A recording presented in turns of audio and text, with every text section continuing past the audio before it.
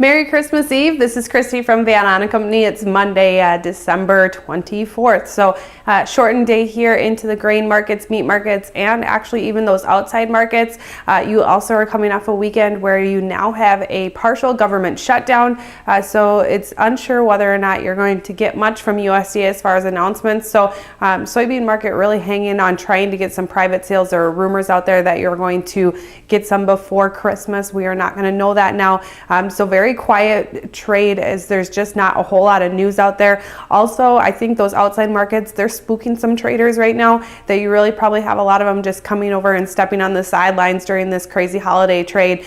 So really across the board, close to steady for trade for grain markets. So corn market slightly lower. Same with soybeans. When you look at the wheat market, you were able to have Chicago just slightly higher, but both Minneapolis and Kansas City slightly negative to neutral. So really very limited movement out there. And that's the same situation that you saw into those meat markets. So live cattle, feeder cattle, slightly positive, lean hogs about 67.5 cents lower. So very quiet trade when you looked at those as well.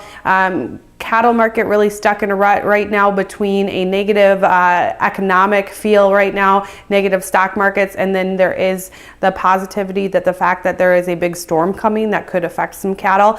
So you're kind of tugging it in both directions. Outside markets though, unlike the other ones, not quiet. Those where you've seen the most movement. Down market down 675 points. You saw the lowest weekly close since 2008 here last week. That was a lot of negativity. Now you came out today, the Dow started a couple hundred points lower, but then you had Treasury Secretary come out and say that he talked to the banks, everyone's doing fine, liquidity is fine when you talk to those major banks, and that actually was meant to calm the market, and it really scared quite a few traders because they're saying, well, is there more? Is this something we can be concerned about? I never even thought about talking to the banks about liquidity.